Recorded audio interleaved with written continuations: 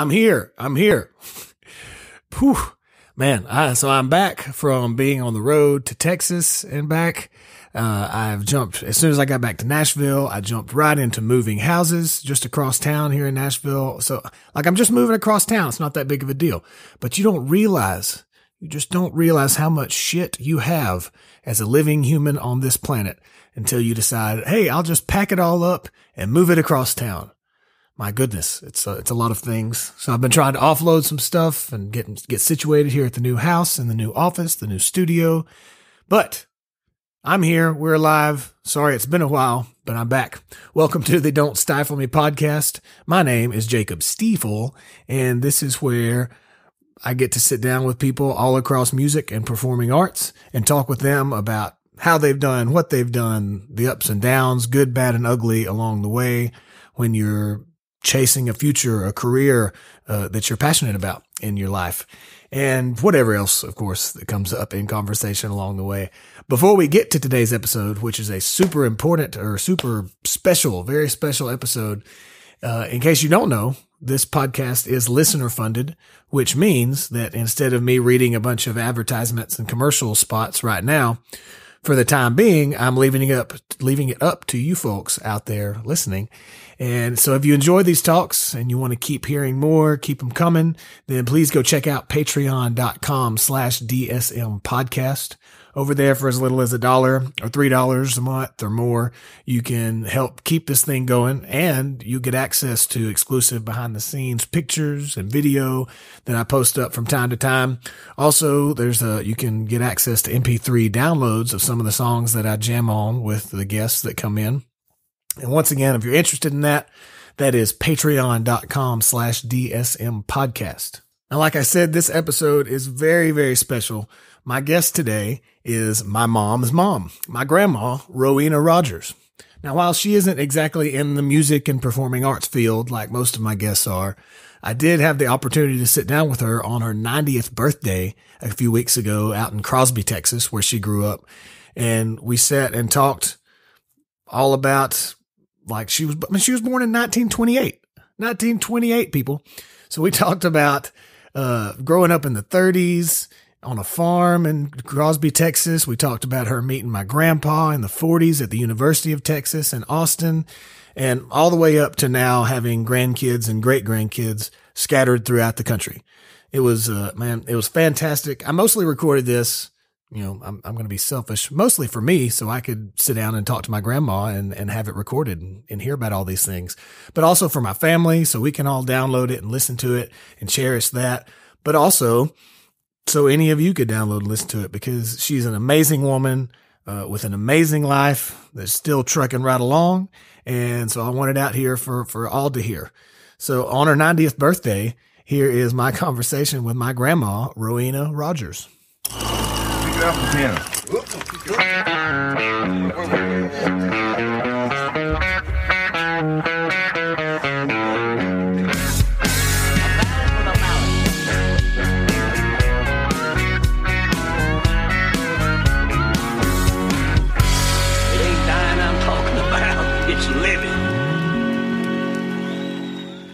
Well, happy birthday. Happy 90th birthday. So where were you born? I was born in Houston, in the Memorial Hospital. Yeah. On July 2nd of 1928. Right. Correct. At that time, were your parents living here on this property? Yes, they were living here, but of course there was no hospital in Crosby. Right. So we went to Houston. Yeah. How long had they been here at that time? Well, they were married in 1926. Mm-hmm. And I was born in 1928. Okay. And I don't know for sure that they lived with my grandparents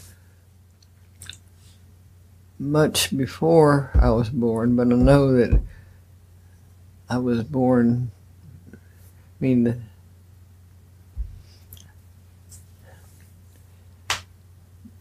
I was born, they were living in Crosby. Okay. they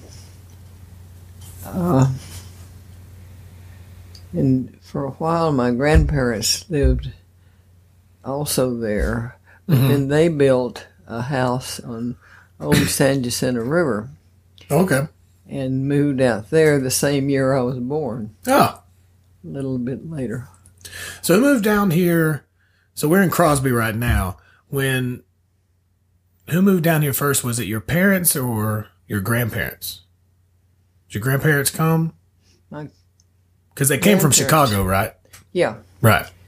And about the time they moved here, my father was getting out of college, and he was immediately drafted, of course. Yeah. In World War I. In World War I. Right. And so he didn't really live here till after World War I. Okay. You know, I guess on leave and stuff like that. But as far as I remember hearing about it, that he lived here from 1917 till... Yeah. Did he get married before he went to war? Or No, after 1926. Oh, that's right. You said that, yeah, when they got married in 26. Okay. And so had his parents come down here? Who was it that kept the horses in Chicago? Which one was that? Was that your father or your grandfather? My grandfather. Grandfather did the horses in Chicago. Did the horses just outside of Chicago. Right. And, of course, he didn't own the land, but he had the business. Mm-hmm. And I think he decided that the automobile was coming in and horses were not going to... Yeah. So he came down to this area with a friend who was from the same area. And... just look around, and then he ended up buying the property. Apparently he liked it. Yeah. Yeah. Yeah, and he said... And my other grandfather... Lindstrom, was also from Chicago. Okay. And both sets of grandparents had come over from Sweden. Mm-hmm. And my grandfather Lindstrom came with a cousin, and the story is that they went to the train station to buy tickets and were going to go someplace else, and somebody in line says, "Oh, why don't you come to Texas?" So that's how they decided to come. And they were just like, "All right, we'll just go." Yeah. And I think their first job was helping build the Southern Pacific Railroad. Yeah, I heard somebody saying yesterday that they got paid in land instead of money. Is that right? Mm-hmm. So they just said, here, for every month you work, you get half an acre or something. You know, that's interesting. So you were born in 28. And at that time, or how much younger, you have one sister, Aunt Nita. How much younger is she than you? 3 years. 3 years. Okay, so you were 3 when she was born. What was your dad doing at that time? When you were growing up, early childhood? When I was born? Yeah. As far as I know, he was helping his father on the farm. Okay. And I don't know what date he started with the post office, but he started as a part-time carrier and then later became full-time carrier and part-time farmer. Yeah, because I know at one point he was a farmer part of the time. He was a mail carrier. He was also a poet, wrote poetry. Yeah. And and he and his brother-in-law and Annie's husband had a waterworks company in Channelview. Just like working in water utilities or something? There was apparently no water system there. Yeah. And his parents had already moved out there. I got you. And so, I don't know. I was too young to... Right. What's your So you were growing up in in your early childhood in the 30s. Like, what's the earliest thing you remember? The earliest thing I remember is going out to my grandpa and grandma's in Channelview, I guess, and staying there some part of the time, because about the time my mother was pregnant with Nita, and so it was made sense for me to stay while she was going through the newborn or whatever. But, you know. And then I guess the next thing I really remember is I was going to first grade, and there was no kindergarten back then, right? No, it was just first grade start, yeah. And my grandfather looked down and says, "Why do you?"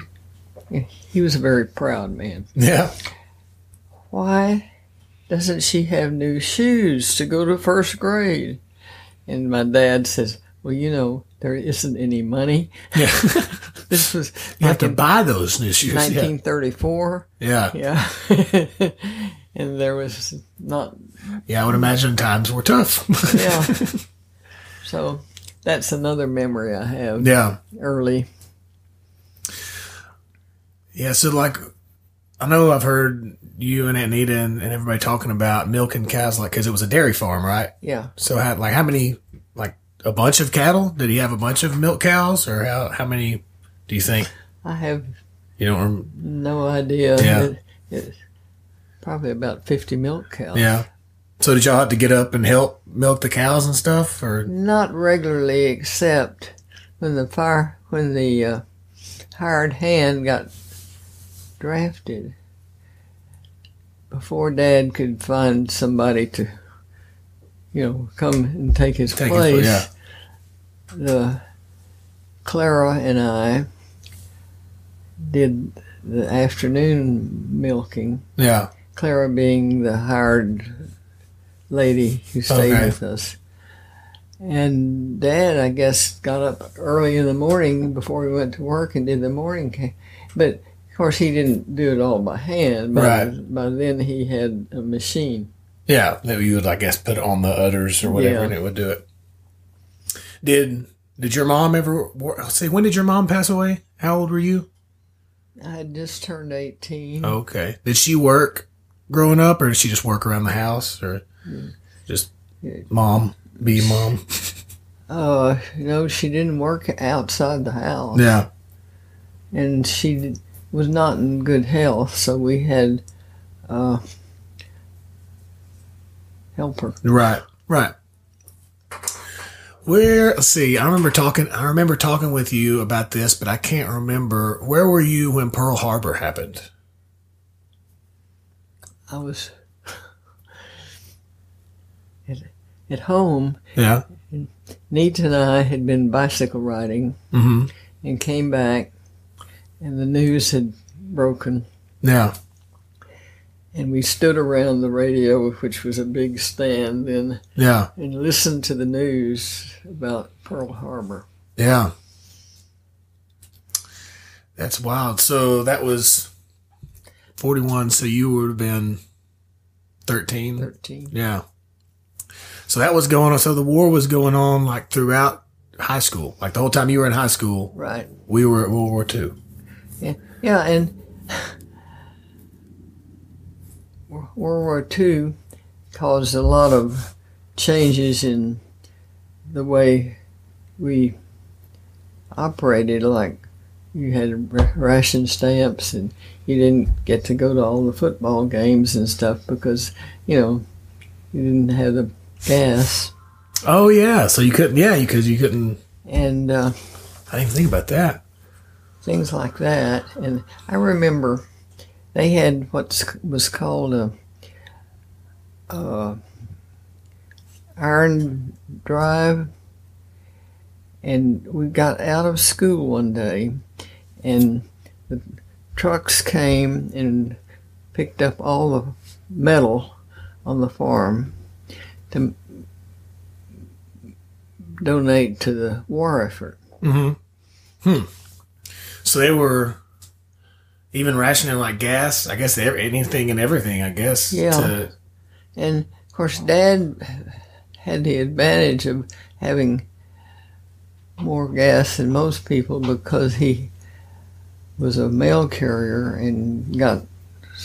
Oh, yeah, because did he use a personal vehicle to deliver the mail? I guess they had the mail trucks or whatever.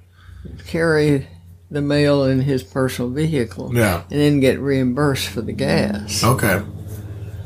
And I don't know just how it worked, but... Yeah. So when did you graduate high school? What year? 1945. 1945. So it was right before the war ended. Well, yeah, it was between the time when Germany surrendered and when Japan surrendered. Right. Because Japan didn't surrender till later in August, I guess, of that year. Yeah, I was thinking it ended somewhere around fall of 45, October or something, and whatever. By then, I was in college because if you wanted to stay in the freshman dorm, you had to register and be there in the summer. Oh, you had to go early for them? Did a lot of girls or women go to college back then? Was that common? Not really common, but we always, Nita and I my sister, always knew that we were going to go to college. Yeah. Because education was very important to both our parents. Yeah, that was one of I know growing up, coming to your house on vacations in summer and everything, it was always very healthy food and healthy eating. And we've talked a lot about that was how you and Nita were raised. Your mom was like ahead of the curve when it came to quote unquote organic eating or, healthy. And of course, living on a farm, we had a garden anyway. Right. And milk was plentiful. We drank milk like water. Yeah. Would y'all just drink milk that just came straight from the cow? No. Or did it go through a process first and then? We would skim the cream off and make butter. And so we would have, I don't know, maybe now it would be 1% milk. Yeah. I don't know. But that was the way we ate. Yeah. And had, we raised chickens and had fried chicken and they would every once in a while butcher a cow or a pig. And have the meat from that. Yeah. What did you study in college? You went to UT at Austin. Yeah. What did you? Well, liberal arts really, but it's called Plan 2, which was considered an honors program. Okay. And so I didn't have to have a major, but I did major in, I guess I had enough hours for psychology and took some education courses, Yeah. You were telling me one time about the dorm that you stayed in, like the gymnasium was across like the corner or something, but to go to the gymnasium, if you're like if your legs were showing, you had to wear like an overcoat or something and sneak out or something like that. What was it? Yeah, we couldn't leave without being properly dressed. Yeah. And so properly dressed was not running over in a pair of shorts. Right.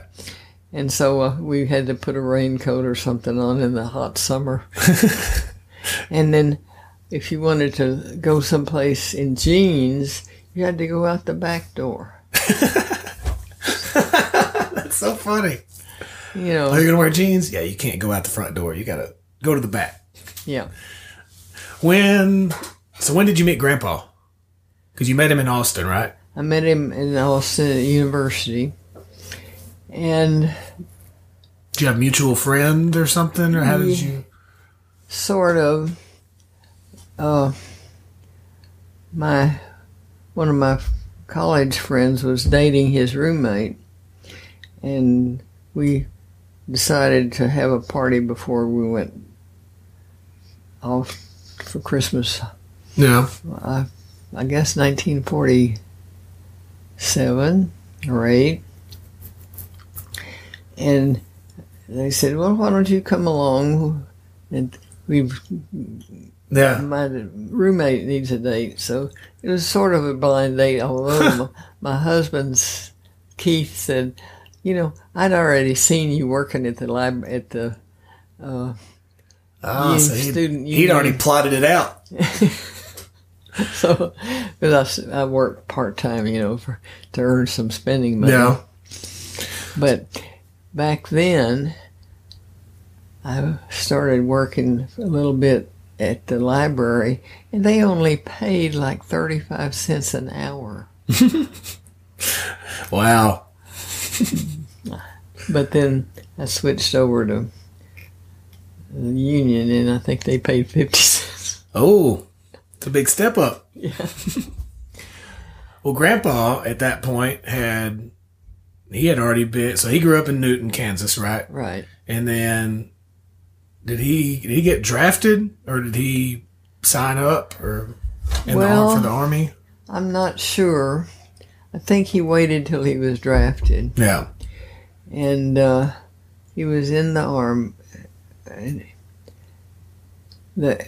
Wasn't the Air Force then, but it was the Army Air Division or whatever they called it. And he was signed up to go to pilot school, only they decided in the middle of his training that they didn't need pilots. They needed somebody to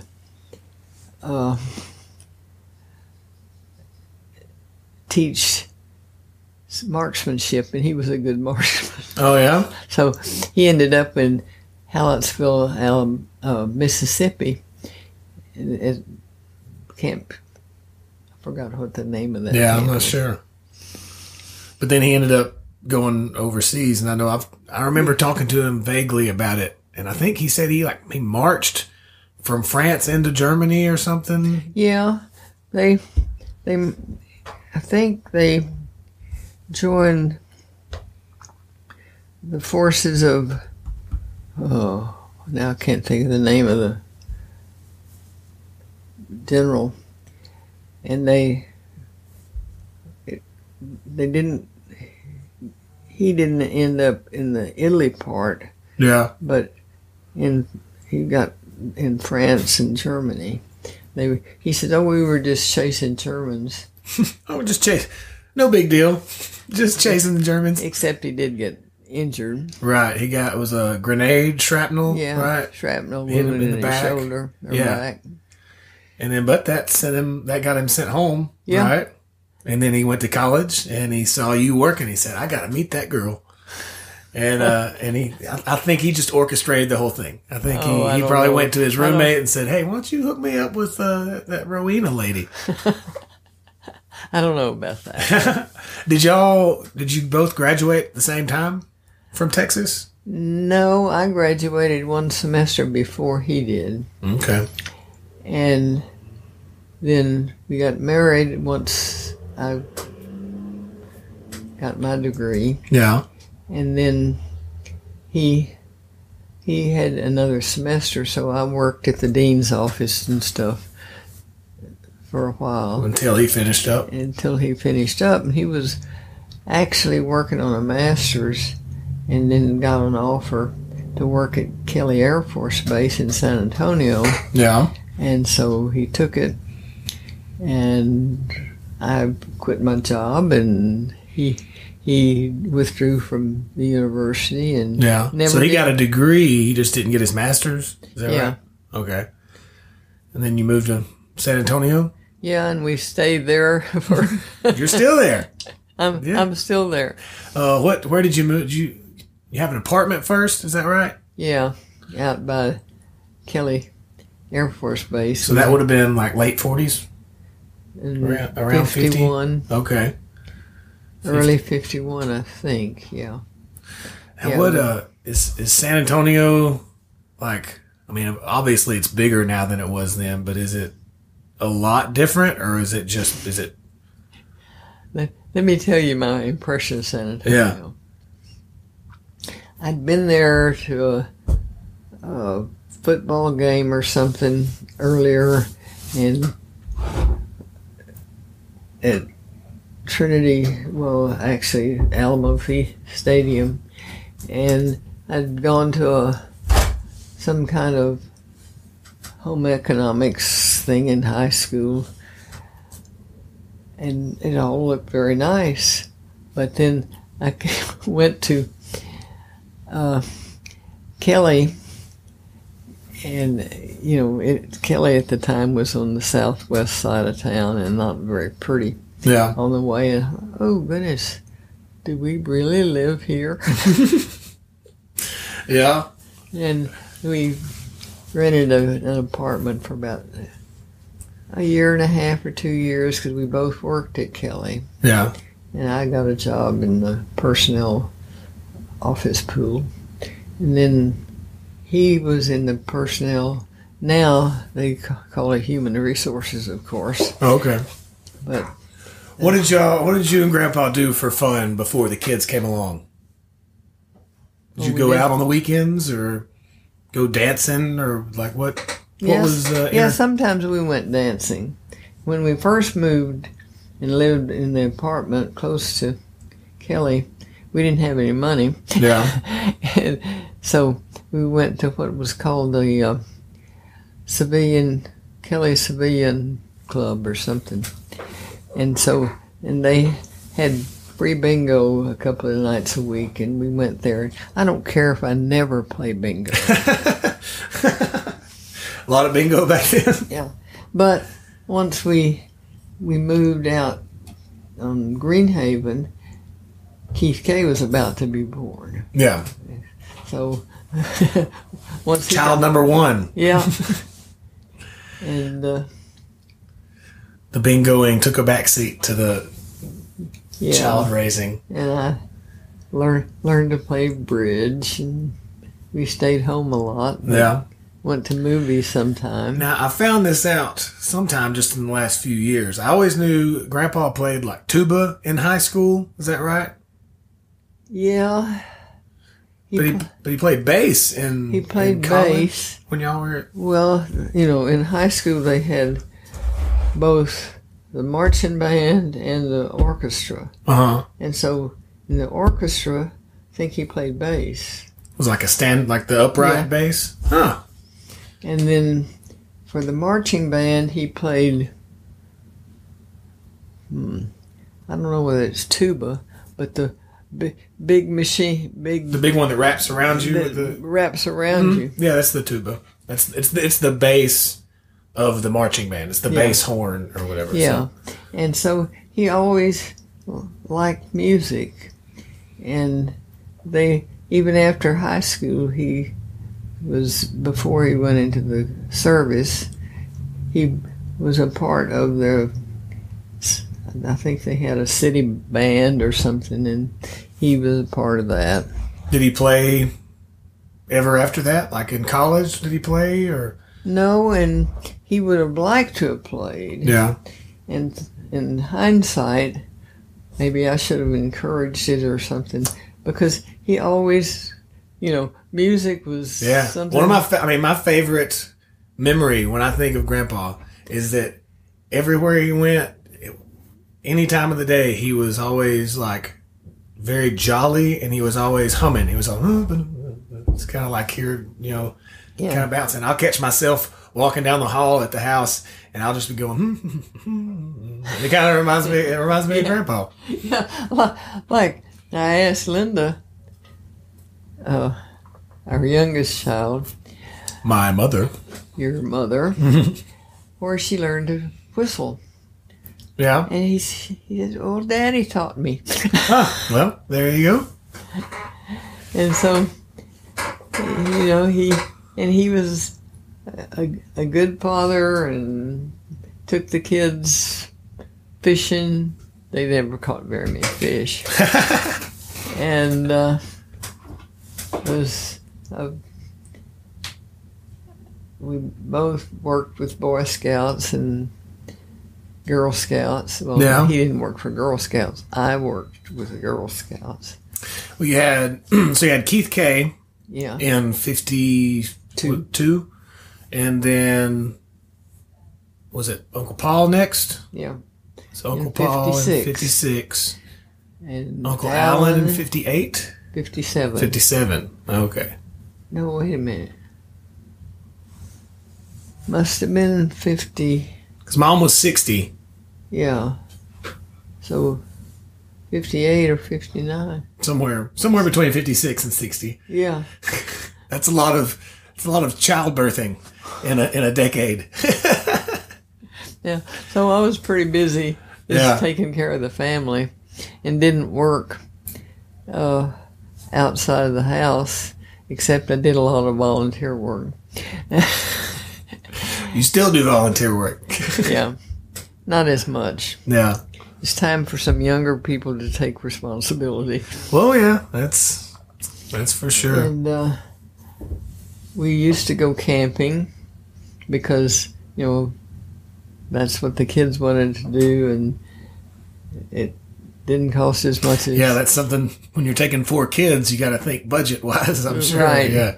And so we, went to national parks. We went to see his sister in California and his parents in Kansas. And we'd always, after visiting his parents, we'd always take off for Colorado or Arkansas or, do a few side trips and camped. Right. So that... Then you moved you were at the house on Greenhaven Yeah. until I think Mom was 13, is that right? Yeah, on our 13th birthday, Yeah. we moved 2 streets over, 1 street over. And because we were just overflowing that little house. Yeah. And now the little house is, the big house Where you are now. where I am now is bigger than I need. Yeah, well, it's looking good though. You have a lot of work done to it the last little while.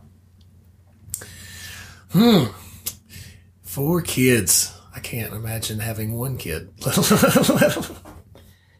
So did he work at Kelly for how long did he work there until he retired? Did he retire from there? Well, yeah, he retired after working 29 years, I think. Counted his service time was probably counted in there. He was in the service for 3 years, and then after that he would periodically go back to work as a reemployed annuitant for 3 months and 6 months and one time for a year, and it added to his retirement. Yeah, and I know when he did retire, he worked at the church. That's like growing up, I remember coming out there, and he was always like he and you were both at the church a lot, right down the street, volunteer during the week and then on Sundays, and then whatever. Yeah, he was church treasurer for several years. Yeah, and I, after the kids got out of school, I did do some such substitute teaching for a while. I guess there in San Antonio, just different schools in the area. And then, they were actually still in school, but like in junior high and high school. And then I worked for KLRN, the PBS station, as a part-time worker on public affairs programs. And so I did that off and on for about 6-8 years, I guess. What made y'all pick the Unitarian Universalist Church? When did you start going there? When you moved to San Antonio, or? Because I don't think it was even. I think Unitarian Universalist Church was started around 1960 or 63 or something like that. Well, actually, when we joined, I can't remember what year. Yeah. It was just a Unitarian church. Right. And then later, They combined. the denominations combined. Right. The Unitarian and Universalist. Right. So, I don't know. I can't remember just when that was. But back to your question, why did we join? Yeah. Well, we didn't really have a church, you know. Did you and neither grow up going to church around here in Crosby anywhere? Sometimes we would be taken to the Methodist church. Yeah. But our parents never joined, but our aunts and uncles would take us. Or sometimes Daddy would take us for special occasions. But then, of course, as you know, college kids don't really go to church very much. Yeah. You're figuring out the world and your own path and way. And yeah. And so I guess it must have been in 1946, no, 48. Keith K was 52 when he was born. So it must have been about 54, 55. Yeah. When we started going, and we just visited for a while. Yeah. And decided. And just liked it. We liked it. Your grandpa came from the Brethren Church. Of course, there wasn't any Brethren Church at the time. Brethren? Yeah. What is that similar to? Well, I visited, in Wichita, Kansas, or Newton, and it's, to me, not too different from the Methodist Church. Yeah, just a different name. Yeah, and they have an emphasis on social justice and outreach. Yeah. But which is similar to UU. Yeah. In that way. Right. And I never could really go along with all the teachings because I'm so literal. Yeah. So the Unitarian Universalist Church seemed to fit us. Yeah, it's awesome. I remember asking Mom after Grandpa passed and we had the memorial service there at the church. I started looking around and seeing the signs on the wall and the different quotes from, some from the Bible, but some from Buddha and some from this and that. Yeah. And I asked Mom, I was like, what's up with that? Because that's unheard of at the Methodist church or the Baptist church to have those other things up there. And she said, yeah, that's the church I grew up in. She said she would always explain it to her friends and people that would ask as like, it's just kind of believe how you want to believe, but let's all work together and use different sources to live better lives and improve the world. And we have now, the church has grown to where we have several adult education classes. Yeah. And one of them will be on different world religions. Yeah. And then one of them will be on, UU 101, of course, for new people. And I go to a philosophy class sometimes. Yeah, that's cool. And, they try to take care of various parts of the church, like we have a bunch of young people, and I don't know very many of them because I, don't have the same contacts that I did when my own kids were small. Right. And then we have a senior group, and then we have other activities. Yeah. Are you still doing your yoga, your senior yoga? Yeah. Yeah? Because I know you had the leg issue or whatever that kind of put you on the bench for a little while. That for a while. Yeah. I had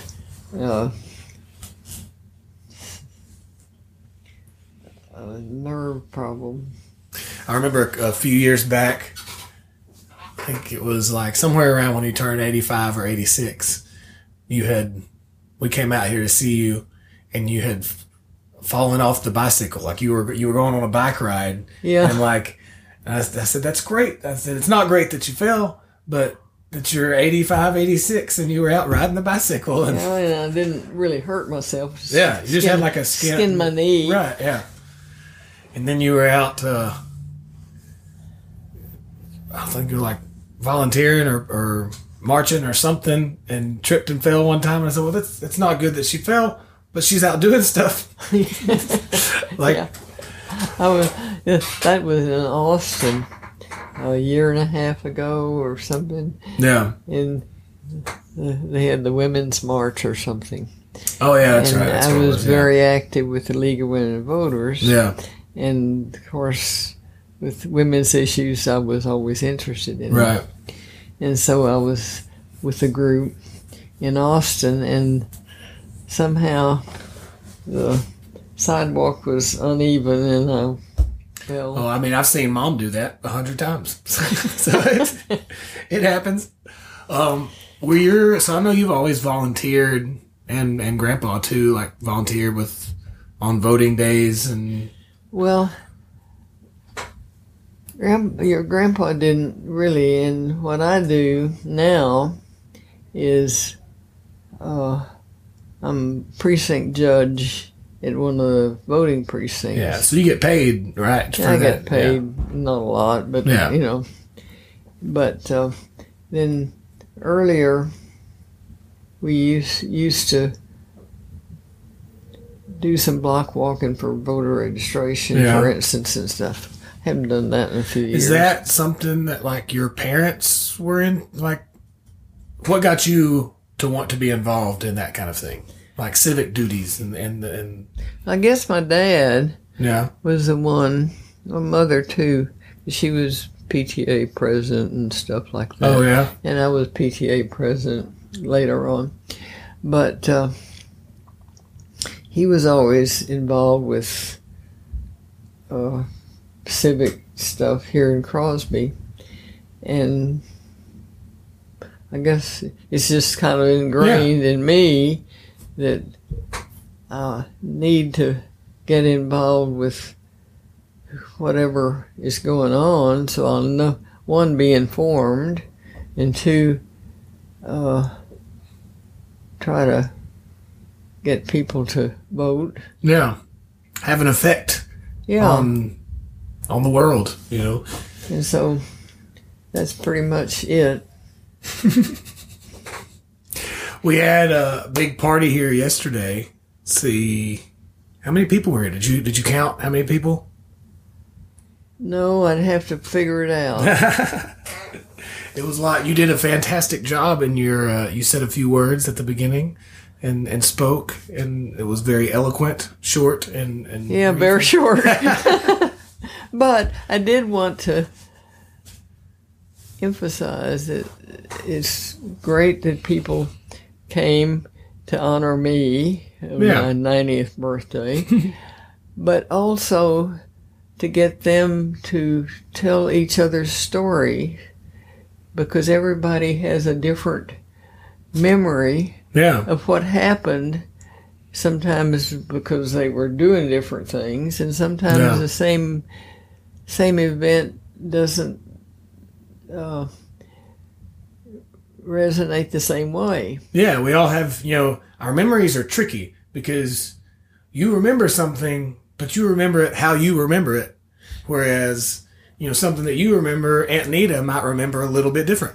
That's right. And we found that out in talking to each other. Yeah. And she'll remember something that I don't remember that. But, of course, she was 3 years younger than I, so Yeah. she would remember things later that by the time I was already in college. Yeah. So what did she go to college anywhere? Oh, yeah. Yeah. She went to University of Texas, Oh, okay. like I did. Yeah. And she ended up in Plan 2 also. Oh, really? Did she meet Uncle Ken there? No, she was teaching school in Alice, Texas. Okay. And he was working for Nita. No, the company that became Mobile. Yeah. Anyway, through several transitions. Yeah. And, they were in a small town and somehow... But they ended up, so they had 3 kids who all had children. And then you had 4 kids who all had children. Except one of my children is no longer with us. Right.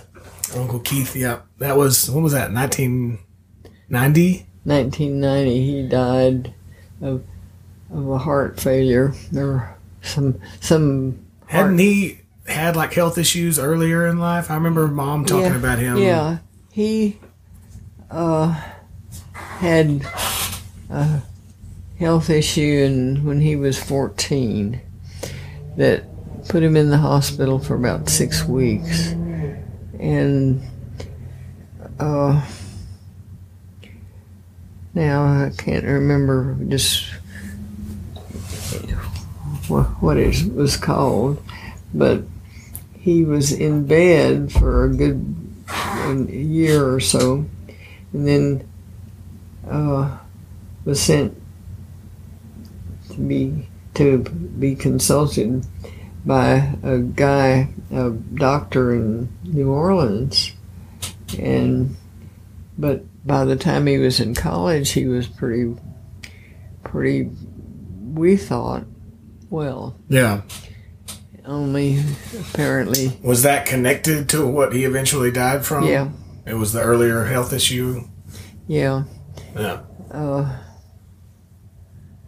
can't remember what. I don't really remember him because I would have been 2.5 or 3 when he passed. But I do remember, I guess probably in the early 90s, always going to him and Aunt Kathy's house. And he had I remember there was an old guitar that sat in the corner. And I would always ask Aunt Kathy if I could go play with it. I had no idea how to play at that time. But I remember like plinking on the strings and stuff. Yeah.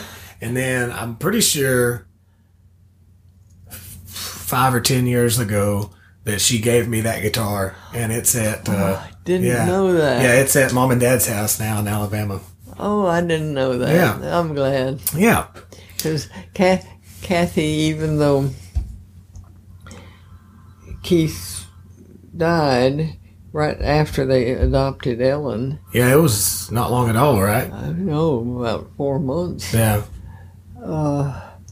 she eventually married Bill Henderson, who has Right. been a great father. Oh, yeah. But we've kept up the family relationship. Yeah, it's like they're still Aunt Kathy and Bill. Yeah. You know? Yeah.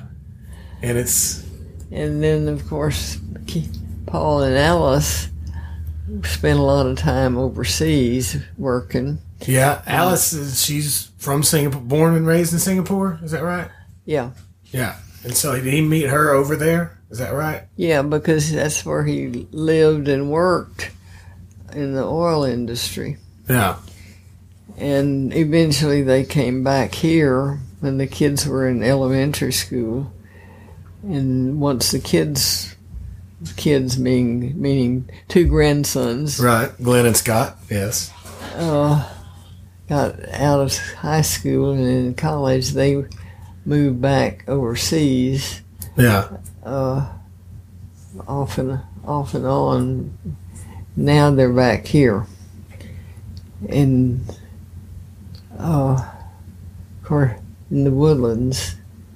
And Alan, our 3rd son, is in Boston as a doctor working in a clinic there. And he, as we in the family refer to him as Hurricane Allen, has lived in many places, right? Because he's been, like, he went to, where did he go to school first? He went to Rice? He went to Rice. Yeah.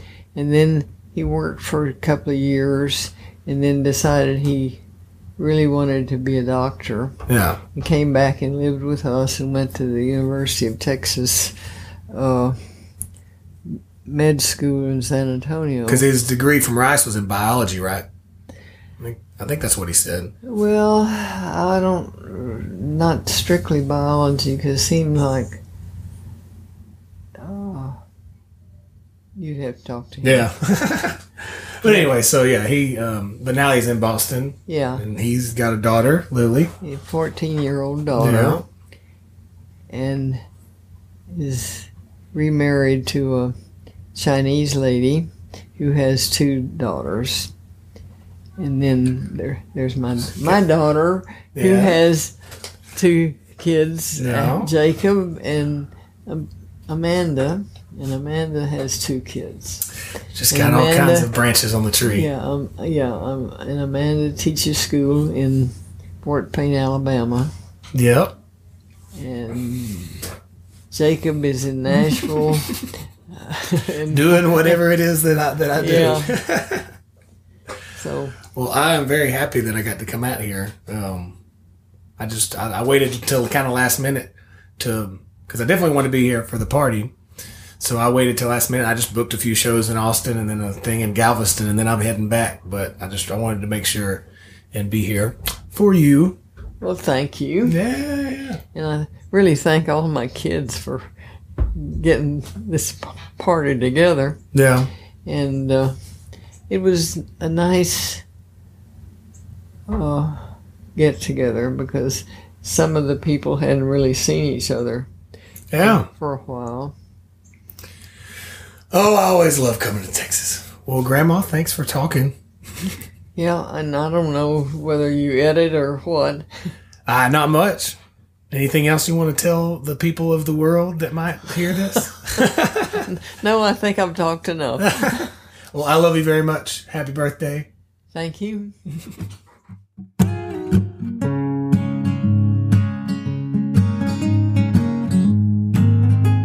Man, how awesome was that? I love that woman. Thank you so much for listening, my friends, my family, those of you I know, those of you who I may not know yet. Don'tStifleMe.com/057 for show notes on today's show. I'll throw up some old pictures, some pictures from throughout the years, and maybe some other stuff for if you want to go check that out. Also, while you're there, you can check out other episodes that are on the website or on your, on your computer, your device of choice. That's Don'tStifleMe.com. And if you enjoyed this talk, don't forget to subscribe to the podcast. But I'd also love if you'd share with anyone you think might be interested out there to hear these shows.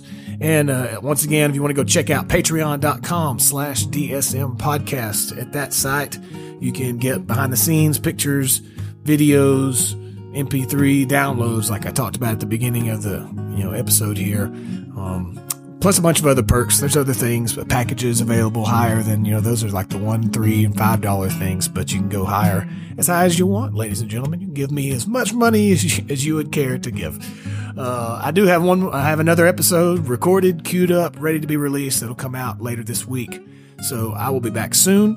The podcast social medias are all at DSM Podcast. Mine are all at Jacob Stiefel. Thank you once again. Have a beautiful rest of your day, and I will talk to you again soon.